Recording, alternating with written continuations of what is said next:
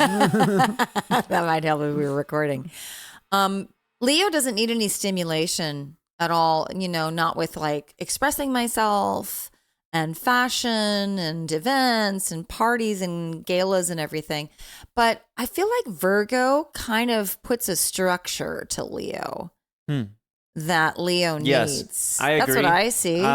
Virgo, Leo, to me, is a strong interest in fashion, a strong interest in TV, a strong interest in expressing oneself in structured mediums. And entertaining, very much so. And another combination that runs rampant in my family is Libra Scorpio. I see that one all the time too. All the time. I actually see both Libra Scorpio and Libra Virgo. Those are two combos that I see constantly. I will see Libra Virgo too, but in my family, we have the Libra Scorpio combo is pretty intense. So, so interesting, like we're just jabbering, and this is not what I'm actually going to be bringing up, but I always kind of like these little preambles that we have.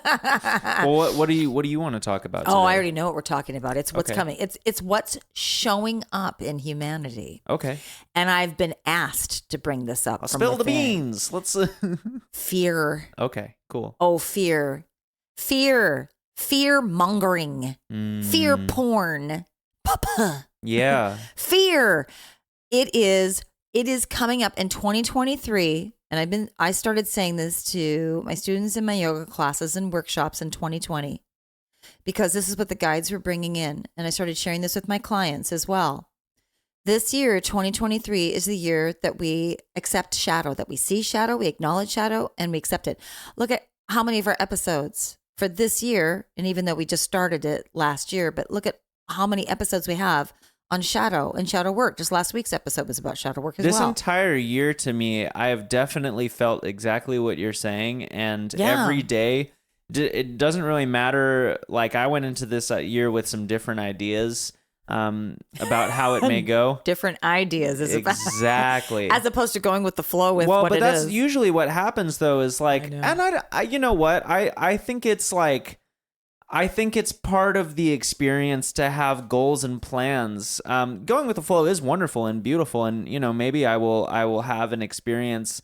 Maybe it will help me somewhat to be more with the flow. That could be something I could tap into more. But your water would like that. I have found as well that my fire doesn't. I know. My fire likes plans and goals, and they always get upset. They always get changed, but that's also kind of part of where the learning comes from, is when you have a plan or a goal and it doesn't go the way that you thought it to. Like, what I'm getting at is my entire year this year has been about my ego coming up with plans and goals, and those plans and goals being upset, and it's the learning that comes from that upset.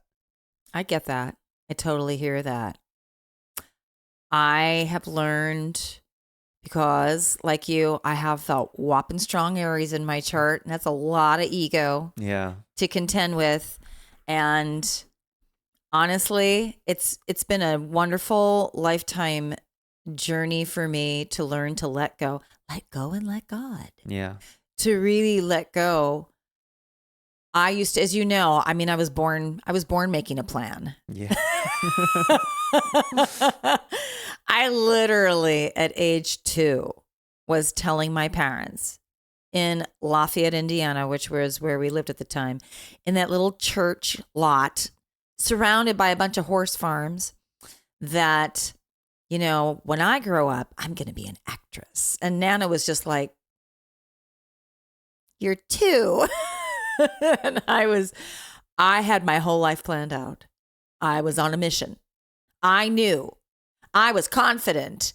Blah, blah, blah, blah, blah. I mean, I had this whole life. And it's so interesting to see, kind of like for me to observe the algorithm of my life, of this going there. I'm on it. There's lessons that still need to be learned. And then it's like my visual on it. There's this line with an arrow, and then it starts to break up.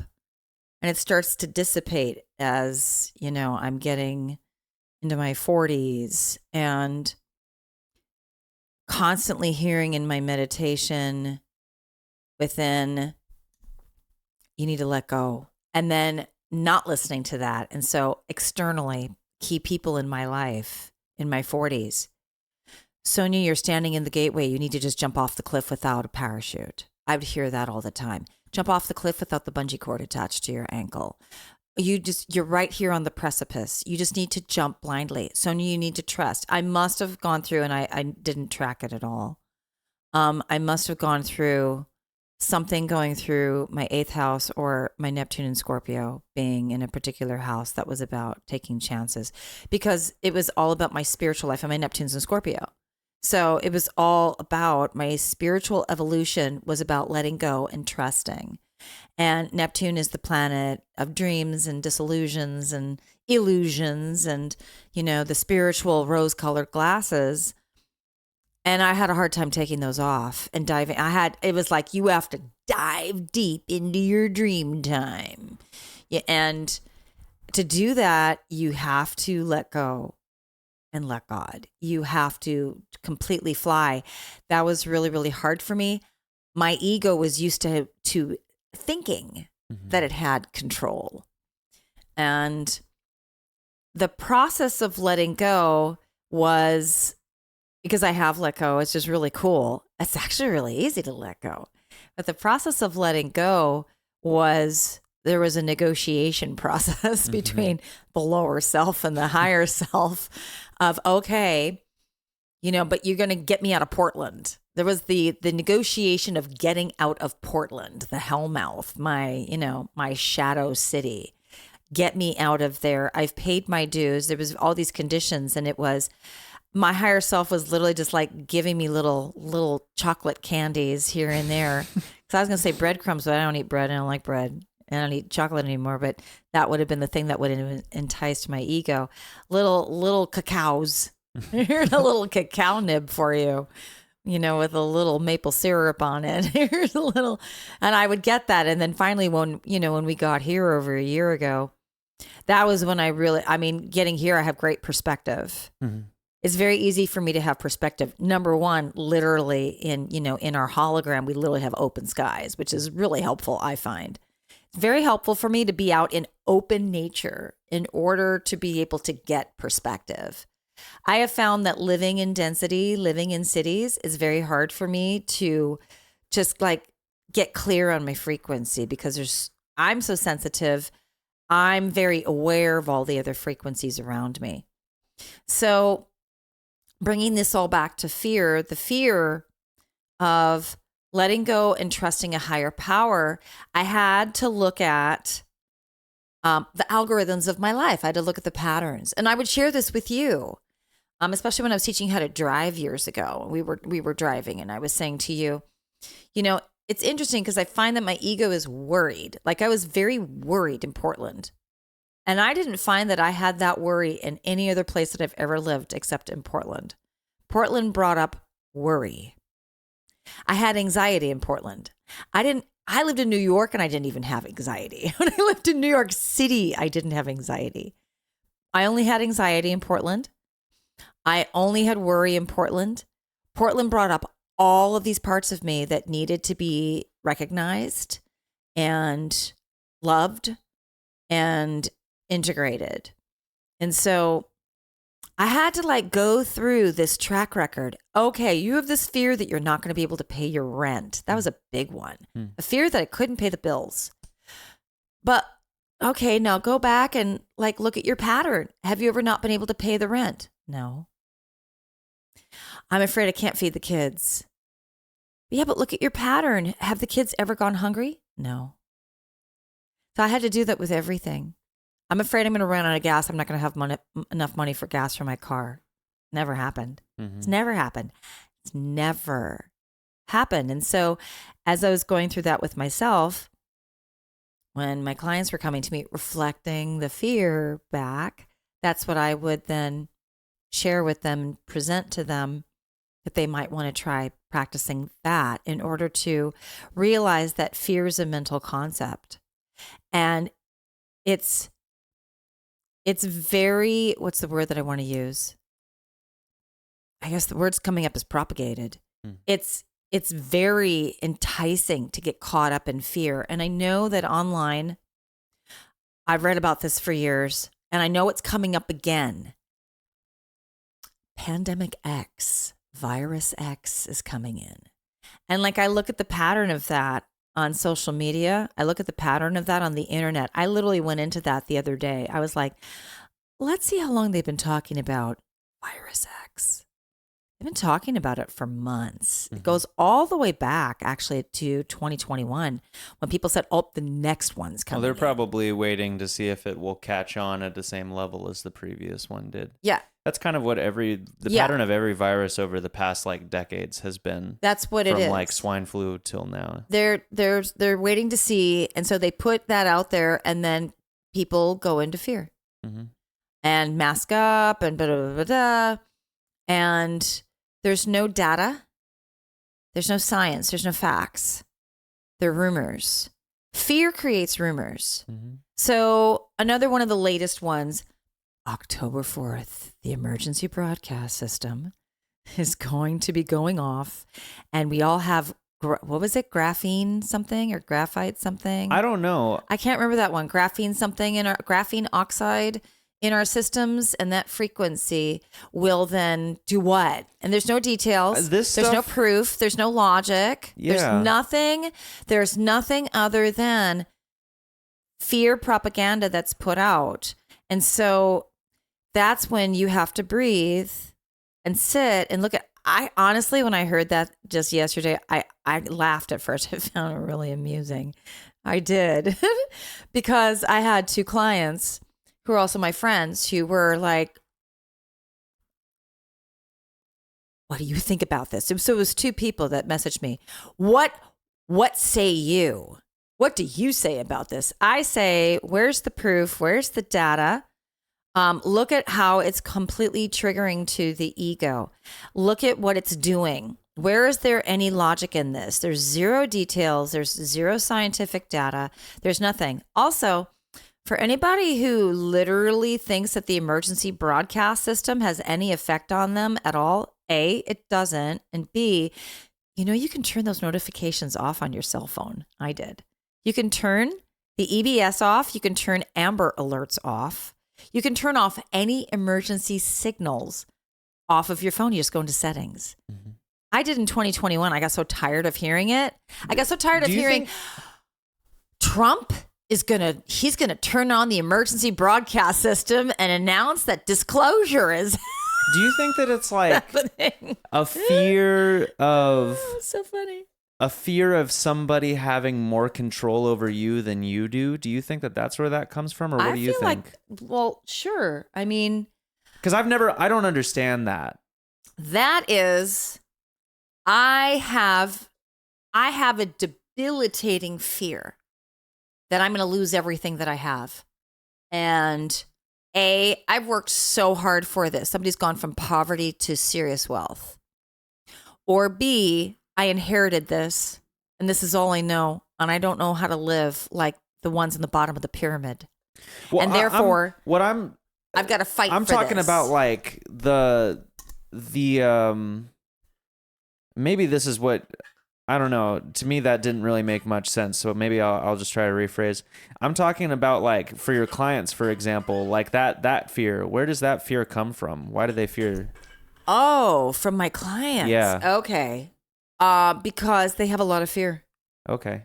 And for one of them, that fear comes from trauma and abuse in childhood. Okay. And strong cancer in the chart. And I would say that anybody that has fear, if you're interested in conquering it and overcoming it, dive deep into your astrology chart and see what archetypes, the 12 archetypes, Aries through Pisces, they all express fear in a certain way. Look at what the fear is that they express, and then you flip it and you look to the positive of that aspect of yourself, that the positive of your sign. For Aries, instead of going into bullying, when Aries fears, Aries becomes a tyrant. Aries becomes a dictator. Aries is a bully. But when Aries feels confident, Aries holds the vision and has to verbalize that to everybody and has to share that with everybody and has to take action in order to make a change and start something new. So you're going to focus on that with Aries. We could go through all of them. It's really helpful. Yeah. Taurus, when Taurus fears, Taurus is, you'll know this phrase, are you at my house? Right. Are you at my car? Yeah. That's my money. I pay the electric bill. Yeah. My father's a double Taurus. I had to listen to this all the time growing up. I'm afraid you're going to burn down the house with the little 1980s incense stick that you got from the local mall in your room. So I went in and I put it out when you were upstairs in the kitchen making a snack, and then I turned all your lights off in your room, and I didn't communicate with you, and I didn't ask your permission because that's my room, because I pay the mortgage. It's my house. That's the fear of Taurus, because Taurus is afraid I don't have control. So the positive of Taurus is I provide, I give. How can I make food for you? Taurus loves to make food for people. Taurus loves to make food for friends, family. Taurus loves to go out and make money. Let me support my family. Let me be the breadwinner. Yeah. Go do that. Go buy, if you want to go to the positive of Taurus, go buy homeless people clothing. Yeah. Go and work at a soup kitchen. Feel that you can make a difference in the physical ways. Go and work at a food bank. Well, and it's interesting because Taurus is also an archetype that's so centered around comfort.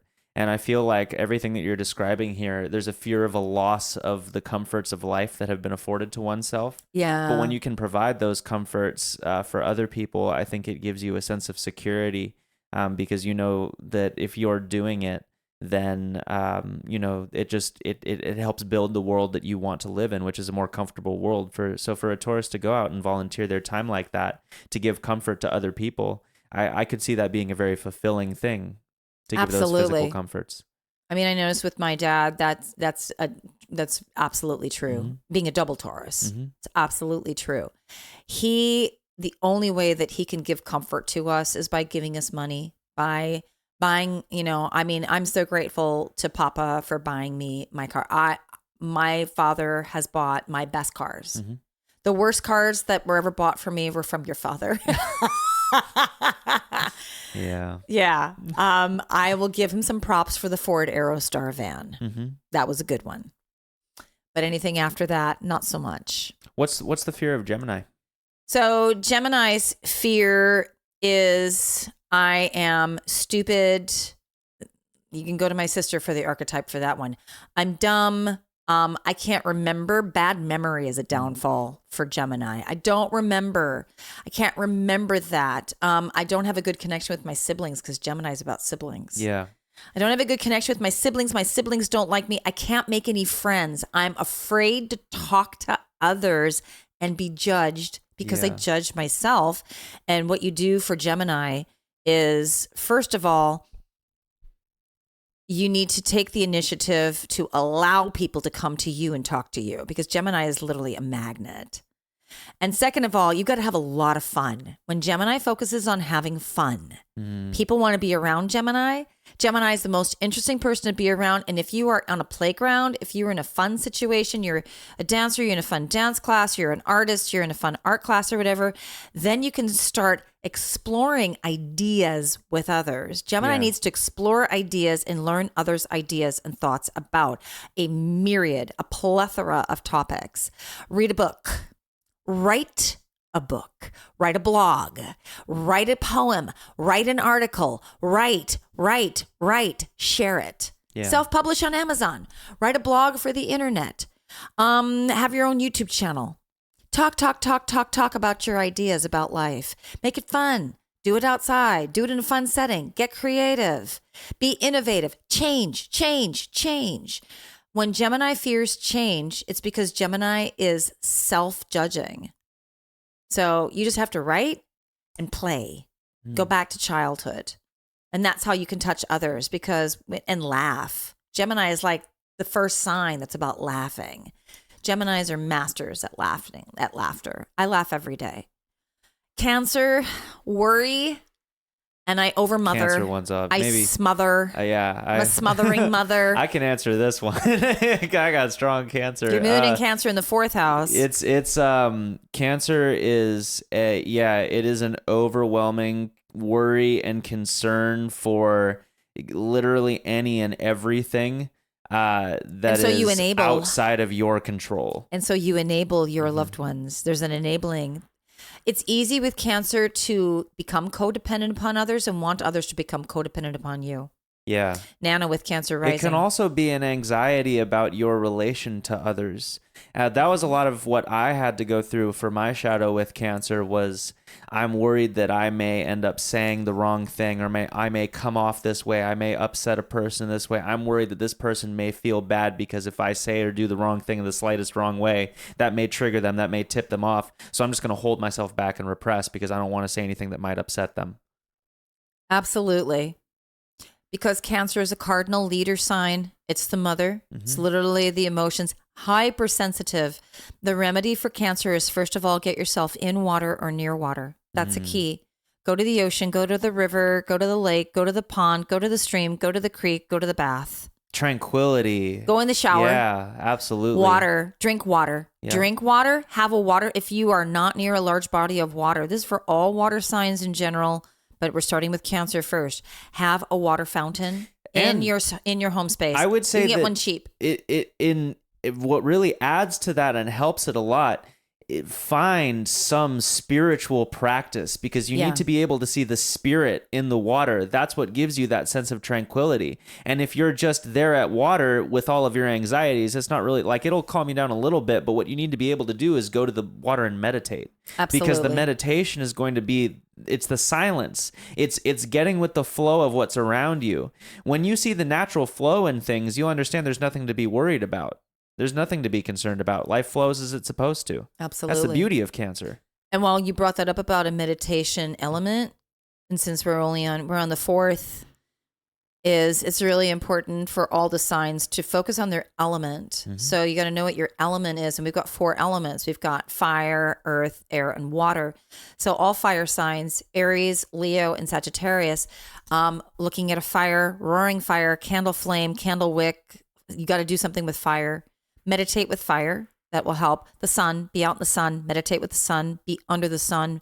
Sunrise, sunset, sun gazing, sun meditation.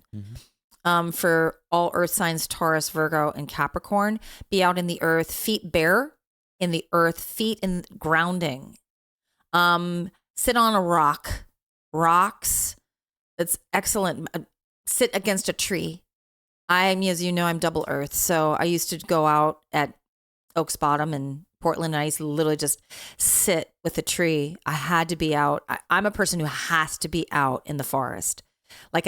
This is, even though Oregon's not my favorite state, and I don't like all the cold, dark, and damp, the forest is essential for me. It's a place where I really just find who I am. I told you, ever since you were little, I could probably live in a treehouse community for the rest of my life.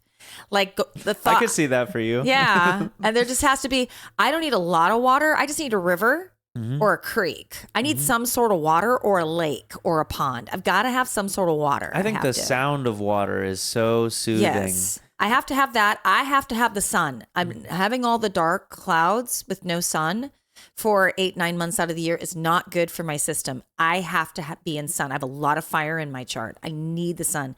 All humans need the sun, but we're just going through like the astrological archetypes. Because I'm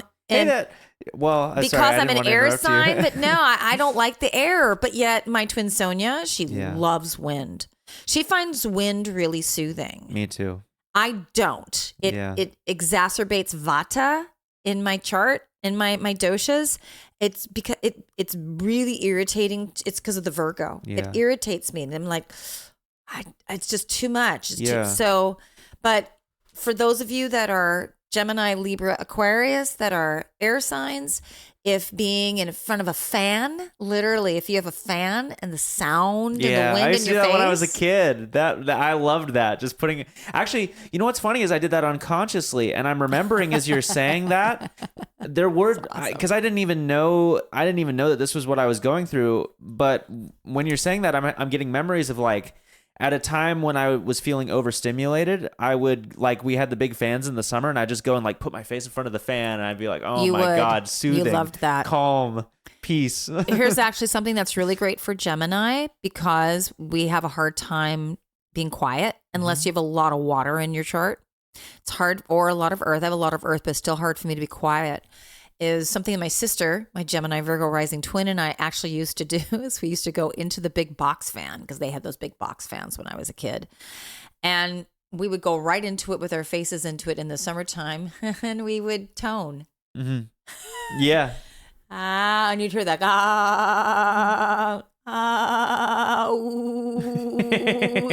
we go through all the vowel sounds. We just thought that was the funniest thing. And we were so focused, very, very focused. And we thought that was the funniest thing. That's like a really good meditation for Geminis, actually. I agree. I love that too. That the calmed robot us down. voice. Well, Nana figured out that calmed the two of us down because we drove Papa nuts. That was a lot of Gemini Virgo girl chatter for him. He had a really hard time. Sure. With that. And we had our own language. And we spoke our own language, and we remembered other lifetimes and other star systems on planets, and we talked about it all the time. And so after a while, we're around him, and we're just talking, and he would just go, "Girls, could you do that in another room, please?" We wanted to be near him. Yeah. I've had enough. We'd look at each other, we'd start laughing. Okay. So Nana saw us going in front of the box fan and doing all that. And I'd say, let's go through the vowel sounds.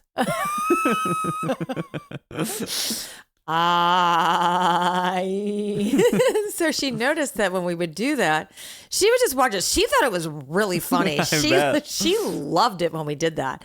She wanted daughters. It was like the best thing for her ever. So she would watch us do that, and then she'd watch that afterwards. We'd be really calm, and then we'd go off and do something quiet, go read a book, or go. And so that's when she would, go. We heard her talking to Papa. I think a really good activity for the girls to calm them down is to let them talk into the fan. I noticed that they went off in their rooms then and played quietly to themselves. And so anytime we would be irritating him, and Nana would go, "Girls, we've got the fan up here." "Oh, let's go talk in the fan." Wow. So it's just a suggestion. If you've got a lot of Mercury in your chart, Yeah, it's kind of a fun thing to do, is to find some. That's why chanting that's such a good practice. I chant every day. I chant mantra and I chant Om every morning. It's some of us, especially with strong air, we need a sound meditation. It's the way we get all those channels focused and we quiet the mind. You've got to have sound. So some of you may need, and this isn't, I'm going through the archetypes. I'm not going through the sun signs. I'm going through. just the archetype of the sign. I mean, you may be a person who is born under Libra sun, but that's all you've got is Libra and sun. And you might have like a Scorpio stellium, or you might be, all one, dominant with Capricorn. You gotta try everything out. I find everything. for myself that actually all four elements provide me equal levels of comfort. Whether it be with the open air from a car window as I'm just driving along, that's meditative, or like you said, oming. I have a lot of variations of oming. That is one thing I have to do is I have to drive with my car window open, so that is the air quality. I agree. I like that. I like water.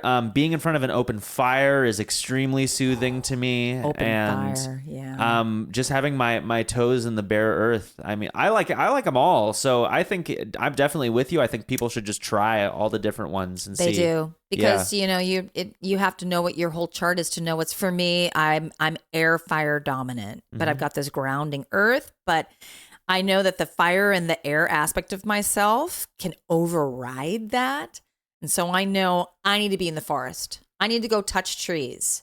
I need to go. I literally need to forage and pick up some greens and eat them and things like that.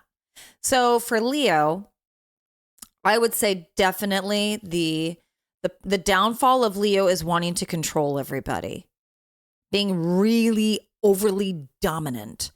I have this with my Jupiter in Leo. I've got strong Leo friends in my life, and the dominance of I'm going to come in because Leo's the father.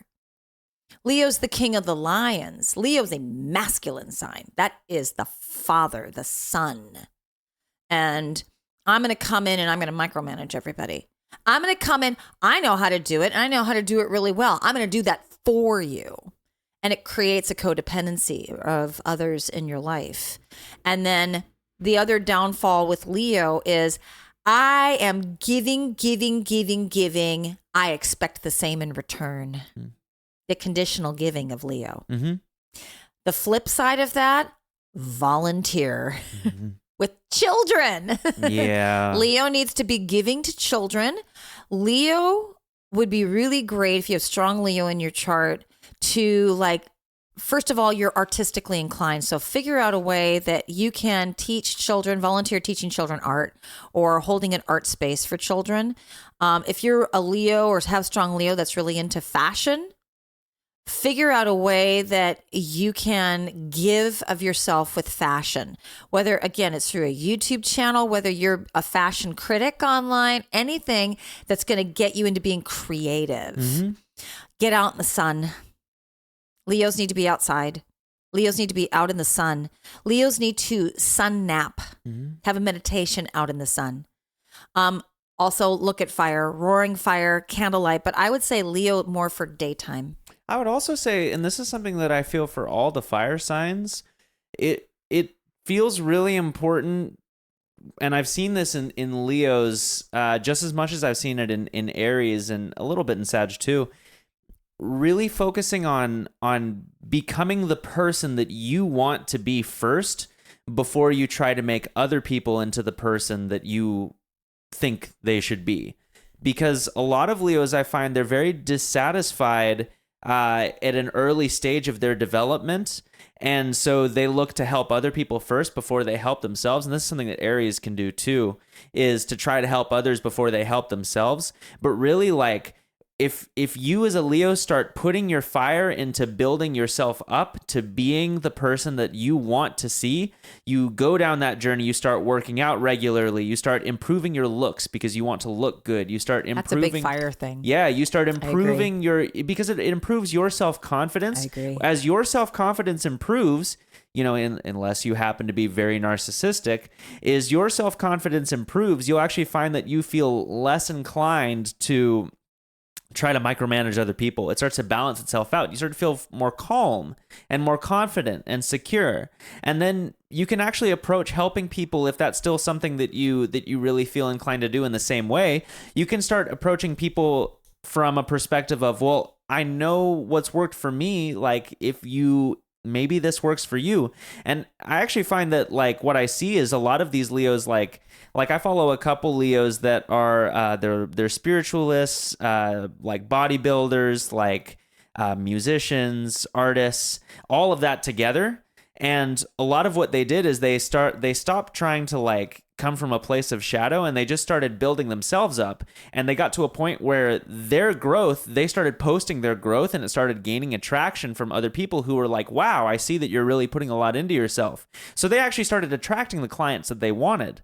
And it stopped having to, like, push all of their energy out and be like, no, this is right for you. This is right for you. I'm trying to control and domineer your path. Instead, it was like, this is me, and I'm very happy with myself. And then it's all the people that are meant to be in your life. Then they start coming into you. And so you become the sun. You start attracting people with your light and your energy. And it's similar for all the fire signs, I feel. For Aries, it's the same thing except it's inspiration in a very forward, assertive leadership role path. Aries is the CEO.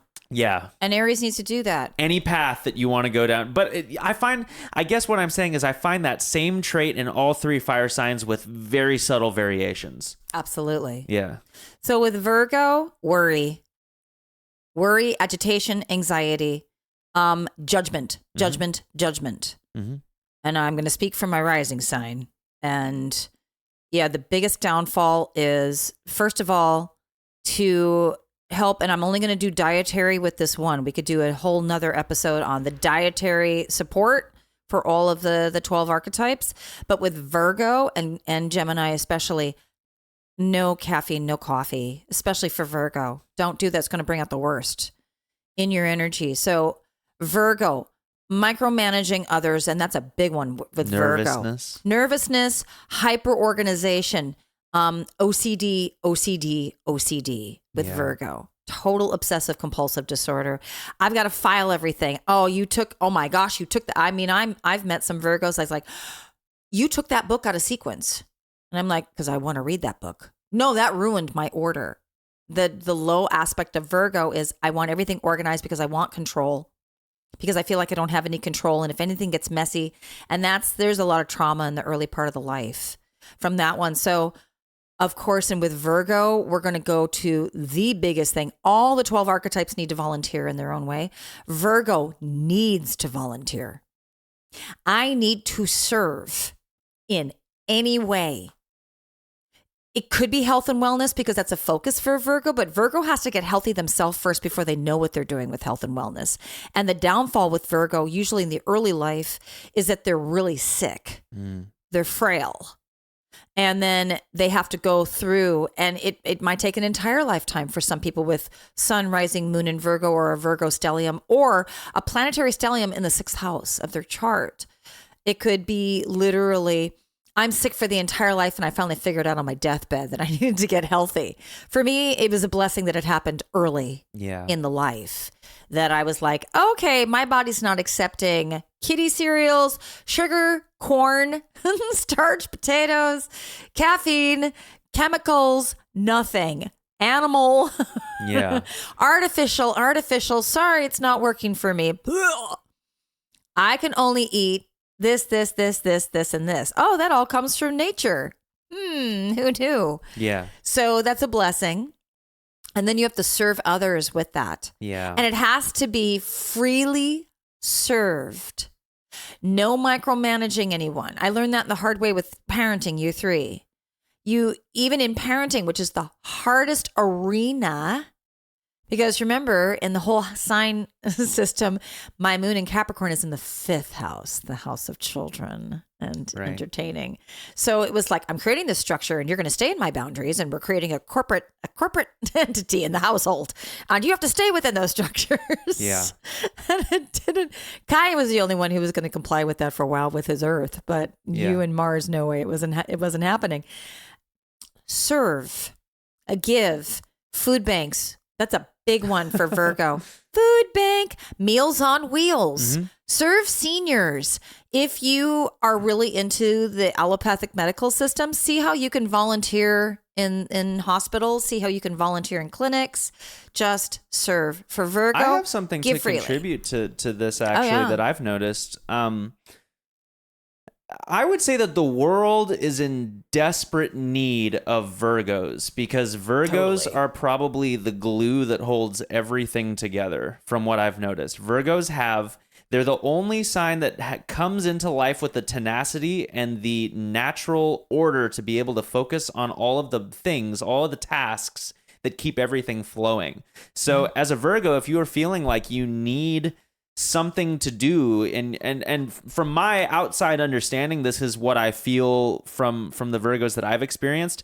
A lot of Virgo nervousness feels from that things are not as organized or not going as well as they should have been, or they're not planned as in the right way, or maybe people are doing things out of order, and the Virgo's like, I know how I could do this better for you. Like, I could do this better.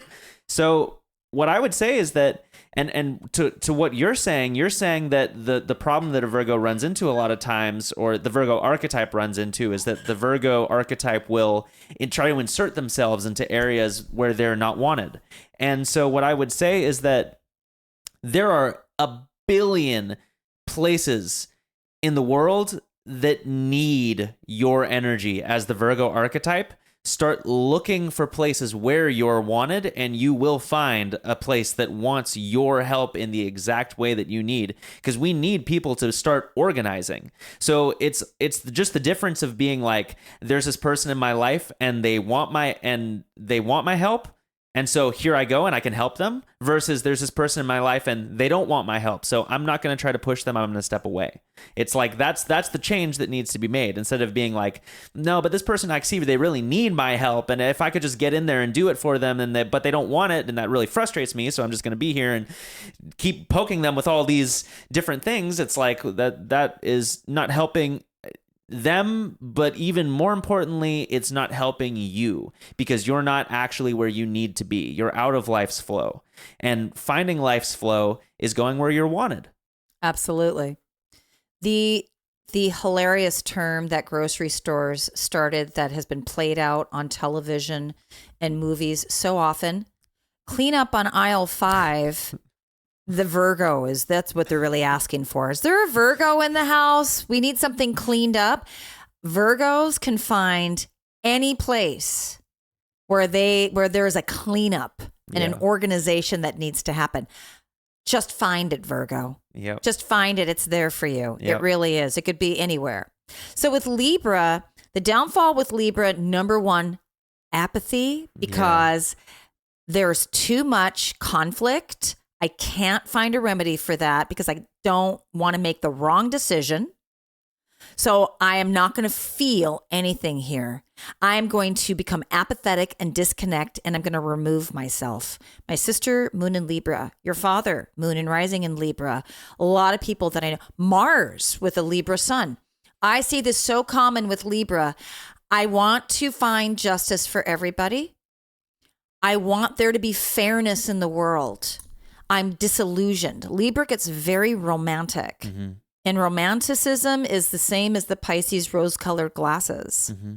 It's just the same. I can't really do anything about that. And Libra does need to take action. It's a cardinal sign. I can't really do anything about that. So I'm not going to do anything. I'm going to remove myself because otherwise I'll feel pain. Mm-hmm. And when I feel pain, that feels so disharmonious. I can't handle it. So I'm just going to remove myself. I'm just going to act like I don't care. What's the remedy to that? You tell me. What's the remedy to Libra? To overcome the fear of there is no peace in the world. Maybe I'm going to sound very Aries when I say this, but you just need to do it. You gotta just dive in. I agree. I honestly, I don't know how to say this in a way that I feel like would be appealing to the Libra who's experiencing this. I think you just need to get over it. I think that the world needs your presence and your balance and your fairness. And I think that worrying about all the minutiae of how people are going to look at you because you don't have the perfect thing that appeals to all sides is actually getting in the way of your natural talent to appeal to all sides. So if you just start doing it in whatever it is, if it's in your relationship, if it's in maybe you work in law, because I know there's a billion Libras that work in law. If you work in social justice in some form, there's a lot of Libras who love to go into social justice or they're very passionate about it. If you want to go into government, that's another big one for Libra. If you want to get, Libras are at the front of like so many crucial foundations of our society. And just having the ability to weigh the options is like what makes a Libra so useful. Like that's the cool thing about Libra is that you can see things from all sides and perspectives. That you can be like, hey, this is a nuanced thing that I'm looking at, that you don't get too attached to one side or the other side, you know? So you just have to start weighing the options. Getting lost in the emotionality is just hurtful to everybody. That doesn't help at all. You're never going to be able to be perfect in the way that you go. And maybe this is like, you know, if you have some strong Virgo in your chart as a Libra, maybe you get a little focused on the, I want to be able to go about this in a way that like, or maybe this is the rose-colored glasses side of Libra. I want the perfect outcome. I want the perfect vision. Doesn't exist. Never going to happen. It's not going to happen. We have to make mistakes. Libra has to, in order to get comfortable with making mistakes, because that's the fear. I don't want to make the wrong decision. Mm-hmm. The mistakes. Yep. Is first of all, learn to laugh at yourself. Yep. Because mistakes are necessary in life. They're essential. And second, Libra, you're already counseling your friends. Start a YouTube channel where you're Totally. analyzing your friends and relationships. Libra loves to analyze the relationships. Libra is not a committer. Libra doesn't necessarily want to be in the long-term relationship. Libra just wants to analyze the partnerships. Jury duty is excellent for Libras. Sure. Anything that has to do with the judicial system, anything where you're campaigning and you're protesting. That's all Libra stuff. Women's rights, children's rights, queer rights, all of that. Go for it, Libra. That's your remedy. I would say that, like, if champion for the underdog. Absolutely. Going into any of these things, it's okay if you take a while to make a decision, as long as you start the process of making the decision. You have to commit to finding a decision. And that's the thing, is I feel like a lot of the issue that I hear in archetypal, analysis of Libra is I can't make a decision. But if you just start weighing the options, you're so much closer to actually making a decision than if you don't ever start that process at all, because you just don't even want to go down that road. Absolutely. So it's like you got to start being like, oh, okay, well, I see what they're saying on this side, I see what they're saying on that side, and eventually you'll be like, okay, well, I think the answer has things that both of you are saying, and here's the answer that I hear that kind of weighs out both those. Like, that is your decision. You got to commit to that. It's okay to be the middle of the road. Absolutely. Yeah. Scorpio's easy. That's easy. First of all, Scorpio's fear of being really sexual, because Scorpios can either, it's either the Madonna whore syndrome kind of. Scorpios' fear of being sexual and expressing sexuality, so it's repressed. And then there's this attraction to sometimes violent sexuality because of that. I've seen a lot of that with all the Scorpios in my life from the early life. And second of all, the fear of diving deep, especially for those of you with Scorpio rising. And so therefore, the fear of exploring your dark depths of sexuality. And when you repress that, then you're going to go to porn. Don't do that. Express your sexuality. So the remedy for the sexual aspect of Scorpio, yogic tantra. Explore the deep, deep, deep intimacy of yourself, because with Scorpio, you can never dive deep enough. Here's one that I find with Scorpio, and this also relates to Scorpio rising, becoming very controlling and manipulative because of your deep, deep fear of being controlled. Absolutely. There is a deep fear, especially in Scorpio rising or afflicted Scorpio placements, that can arise of a fear of, I'm the one that's being manipulated. And then there's this game cycle, this shadow game cycle of, no, I see what you're doing, and I'm gonna get around that. I know how to play the game better than you, so I'm gonna over manipulate you to get to where I want to be. That goes with trust. Trust comes from within Scorpio. Because Scorpio is ruled by Mars, and Mars is the war games. It is. So you have to trust yourself, and you have to keep trusting that the deeper you dive within yourself, the more you're going to realize your power. And that comes from root and sacral chakras, sexual, creation.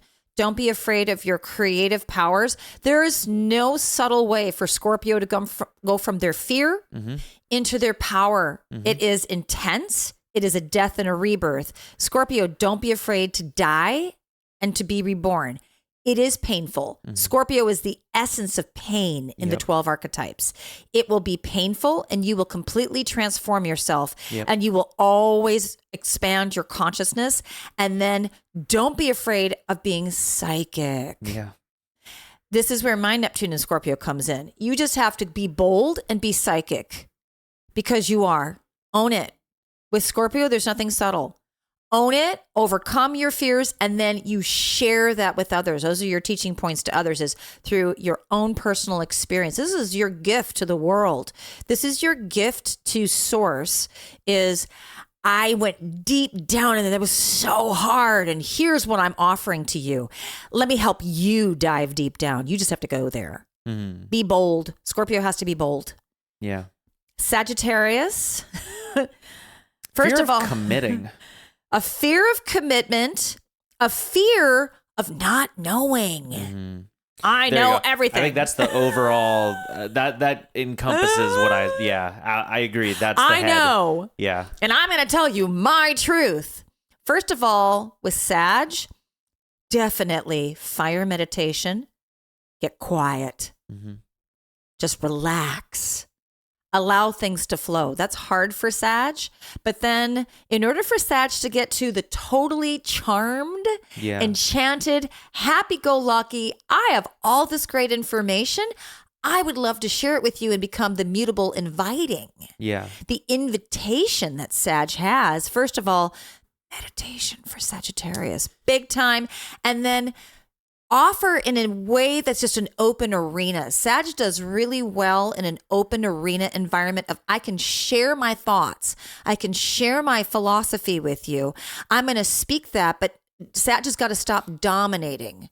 Sag's fear is I'm afraid that I don't have enough knowledge, and so I'm going to talk over everybody else. I'm going to dominate the conversation. This is why Mercury in Sag is the most annoying to me, is because when there's an insecurity in the knowledge, I haven't studied enough. See, because Sag and Gemini are oppositions, with both of those signs, it's if I haven't dived deep enough into the subject, if I've been shallow with the subject, I'm insecure that I don't have enough knowledge to share, and I'm here to share knowledge. I'm here to learn, and I'm here to teach. And so therefore, I'm going to dominate the conversation. I've had that so much in my early life. I'm going to dominate the conversation. I'm just going to pick little pieces. Oh, I'm going to take what I heard from that guy. I'm going to make that my own, and I'm going to share that as loudly as possible. It's false confidence. It's arrogance. Mm-hmm. Sag is totally that in the fear. I fear I didn't dive deep enough, which is why Sag created institutional learning with the help of Capricorn, because Sag is like, all right, this is what I know. And no, Sag needs to dive into herbology when it comes to medicine. Sag needs to dive into Aristotle when it comes to philosophy. Sag needs to dive into what the Masons are learning in order to learn about stone masonry. Sag needs to dive deep into the Essenes and the ancient, Chemedian studies. Don't speak without confidence. And Sag needs to learn how to be humble. And you know what? I don't know. I want to learn that. Everybody's going to want to come and learn from you. Everybody's going to want to hear what you have to say when you say, you know what? I don't know. That's good. Yeah. Is there anything you wanted to add to that about Sag? No, to be honest, I think I don't think that what I said with fear of commitment really, I don't think that encompasses it very well, because I think Sag actually does most Sages that I've met do a really good job of committing hard to when they want to make a decision.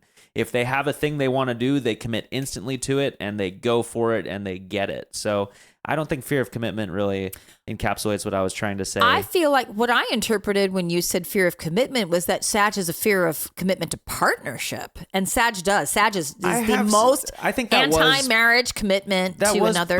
But I actually think that maybe more so what I was thinking is actually a fear of being trapped. Oh, totally. Yeah. Oh, I would agree with that 100,000%. Because Sag is the sign that needs to be free to explore all of these different philosophies and ideologies and places and locations. Absolutely. And knowledge, all of that stuff. So another remedy for Sag, in order to bring out your best, learn languages. You're so adept at it. You're brilliant with languages. Challenge yourself. Dive deep into languages. Learn about other cultures. Meet people from other cultures. If you can't travel to those other cultures, because Sag rules long-term travel, then meet people in your area from other places. Watch YouTube of other cultures. Learn. Challenge yourself.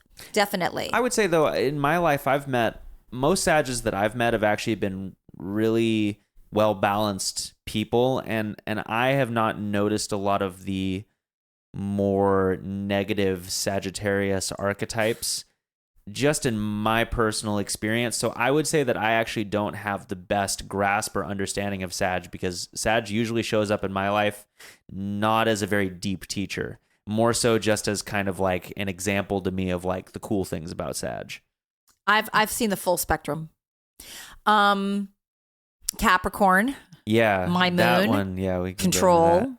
control, workaholic, Yeah. my wealth, my reputation. God. Yeah, okay, let's just get into, because this is going to be a similar one actually for Sag, and I've been studying in Hellenistic astrology the relationship between Saturn and Aquarius and Capricorn. You also know it so well from my moon in Capricorn. Oh my God, but we both, Aquarius and Capricorn have the same thing, so this is going to be kind of a joint thing for both of them.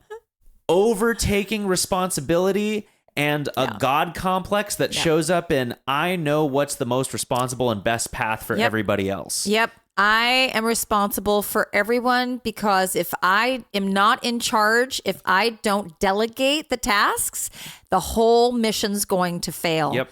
Capricorn is very mission focused. I would say that the solution comes to mind instantaneously. Like, trust the people that are in your life to do their job. Yep, that's delegate tasks and let them do it. Delegate Hands tasks. away.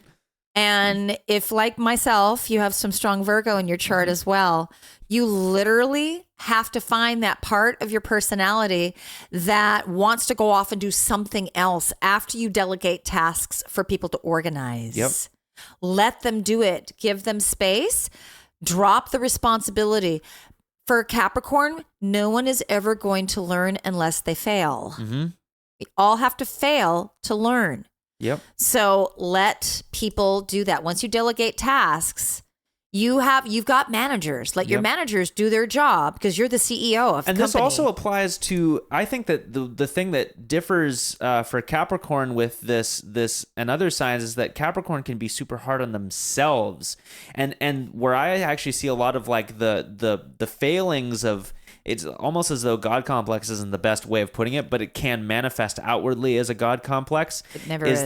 Is that Capricorn doesn't want to fail themselves, so they'll never give themselves a break. And Capricorn feels like if they're the one that stops going, the whole ship's going to sink, so they'll never stop working. They'll never trust other people to pick up on their slack, so they'll overtake responsibility and take too many jobs so that they can be the ones that keep everything afloat, and they'll burn themselves the fuck out. They'll never give themselves a break. Here's the fear, though. The fear for us as Capricorn is that we're actually very sensitive and vulnerable, and we fear putting down the shield, the armor. We fear coming out from behind the fort. And yes, these are war terms, but it's true. Yeah. We fear being vulnerable, because if we walk away from what we're building, because you're always building it, it's never built. Mm-hmm.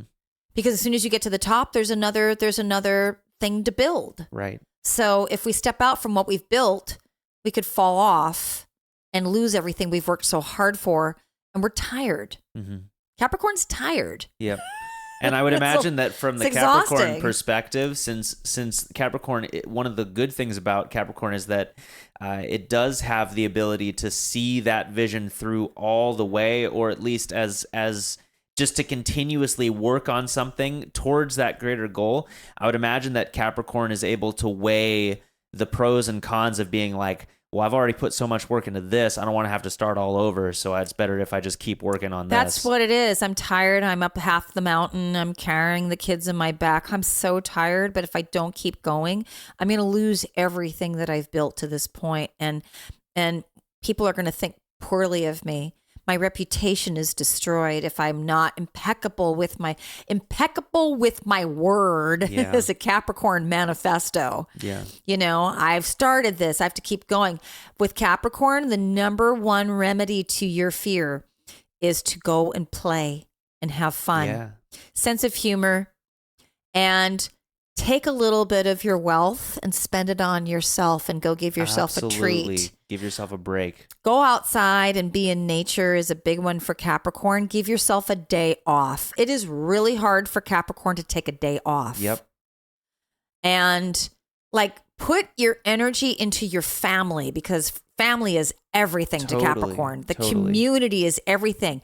Invest in your family. Take your family out. Go be with your community. Have a good conversation with your family. And that's if you a great one. Dive into knowledge and learning new things. Totally. And observing the feats of others. Because observing the path of others is a great way for a Capricorn to break out of that, I'm so stuck in my own. Because Capricorn has to stop every once in a while and experience the fruits of its own labor. Mm-hmm.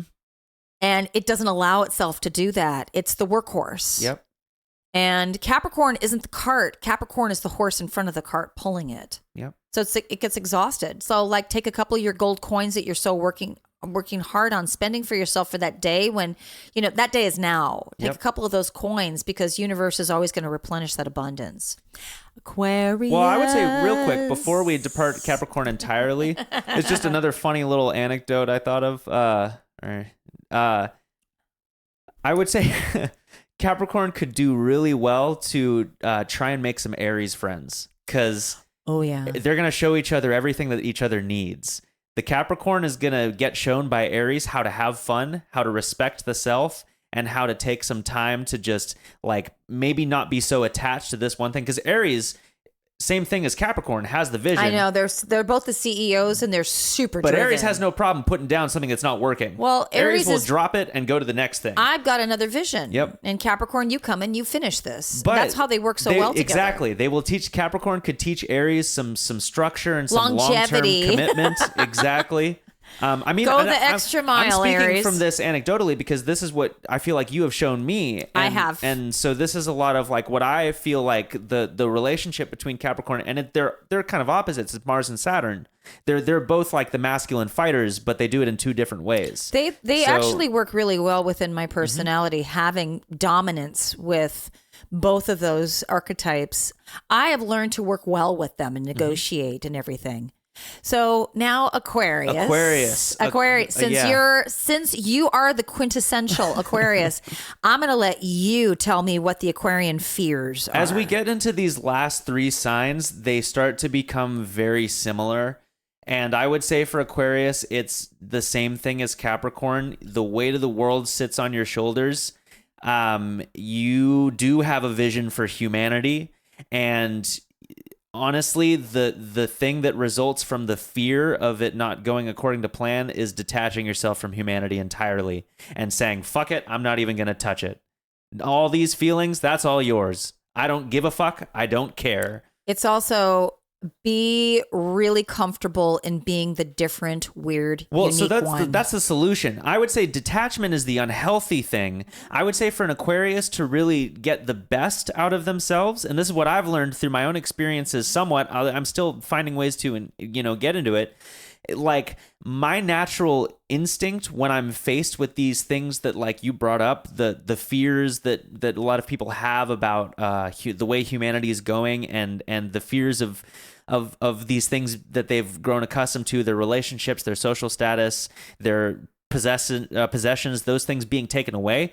My unhealthy reaction to that is to detach from that entirely and say, that's alien to me. I don't understand what it means to have those fears. I don't empathize with you on that. I don't get you. That doesn't make sense because I don't fear any of those things I think that what you're fearing is stupid. Like that's the negative shadow Aquarius side of looking at it, because really what you do feel is you do feel a deep, strong sense of responsibility, and you do have a humanitarian vision for the world. It's just that an Aquarius, I got to think of a way to explain this. It's going to sound kind of egotistical, but we kind of see the things about humanity that most people don't. We see, of course you do. We see like where most people get caught up in stupid bullshit and fail. And this is the Aquarius ego speaking. It's like, this is how it seems to us. Most of humanity, as opposed to like working together, is easy for us. That's second nature. It like is very easy for us to be like, oh yeah, no, I'll put aside my differences because I respect difference. I appreciate difference. So your difference in your political opinion, your ideology, your walk of life, where you come from, that is nothing to me. I don't care about any of those things. I actually love that you're so different from me. And we get very frustrated that it seems like most people can't just put those things aside as easily as we can. So our negative response to that is to just detach from it all. But I would say what really helps is to get in the field and actually start sharing your ideas about what it is that you see with other people. That's really what helps. Is you need to allow yourself to be emotional. You need to allow yourself to start taking responsibility for things and start getting in there. And if you see people if life shows you an area that you think I could improve that, or I could improve people's vision for the world by sharing my perspective, share your perspective. Like, your perspective is what is needed to actually help the world. I cannot tell you how much my ability to, like, a common thing for Aquarians is feeling socially disconnected and therefore developing kind of either anxiety or depression, or like a pathology, like a sociopathy or a psychopathy or a schizoid personality disorder, because like these are very common for Aquarius. Aquarius rules the mind. It is the end sign of the mind. That's why Aquarians are often found to be therapists and healers and people who deal with the mind, because we're the end sign at the very end cap of the mental body. Like, we get the mind, we understand it, but that can also lead to being victims of our own mind if we are not willing to dive in and share what it is that we have learned throughout all of our lifetimes of mind. So, in order to not find yourself in opposition to society and to people through developing some sort of mental pathology, you need to start allowing yourself to mix and mingle with humanity and share your unique vision and your ideas for the world. And you'll find that people actually respond to them. And if they don't respond to them, that's okay. It actually just gives you an opportunity to kind of play test your ideas. But you need to be able to play test your ideas to people. Being the water bearer means that you're the current that brings new ideas to humanity. So that's the whole thing that solves Aquarius, in my opinion. That was good. Pisces, the last one. Yeah. It's a lot. It's hard because Pisces... we talked about this before. Pisces kind of encompasses all the other signs. It encompasses all of the other 11 archetypes. Pisces has this fear of healing, number one. Pisces feels so much that I would say that the fears with Pisces can be debilitating. A fear of humanity not making it, which is what started this whole conversation in the first place, was, the fear mongering put out of, we're not going to make it. And look, we literally just finished the Piscean age, and that's like an echo of the Piscean age as we are in this transitory trajectory into Pluto and Aquarius. In the Aquarius age is the Pisces fear of, we're not going to make it. What if we don't heal? What if we destroy ourselves? Right. What if we destroy the entire universe? That's right. All the downfall of Pisces. That's really, really heavy. And what's the solution? The solution is, first of all, trust source. Yep. You have to have a belief in a higher power. So, sorry, atheist Pisces. But, agnostic Pisces, great. Question everything, of course. I will say that even for a Pisces who does identify as atheist, a belief in the universe, that is... It's tough for me because I see all of these things as the same thing, but I really think that you can be an atheist and still have a strong faith in the order of the universe, even if you're just looking at it as a scientific perspective. The solution for Pisces to come out of just all of the debilitating fears and all of the disorders that creates is literally, first of all, meditation. For all the archetypes, meditation. Number two, you must find your light within. You must practice trusting a higher power. You have to find a higher power. I would say, like, my homeopathic remedy for Pisces is totally faith. Yeah. You have to literally have faith. You also have to look at the reality of everything. That means the reality of the light and the reality of the dark. Yeah. Take the rose-colored glasses off and see the balance between both, because Pisces is so sensitive as a child and can become delusional in order to cope. Yeah. Take off the glasses, see the narcissist in front of you. See the bipolar in front of you. See the OCD in front of you. See the psychopath, the sociopath in front of you. Accept them. That's their journey. That's what they're on. That doesn't mean that's you necessarily, or if it is you, accept it.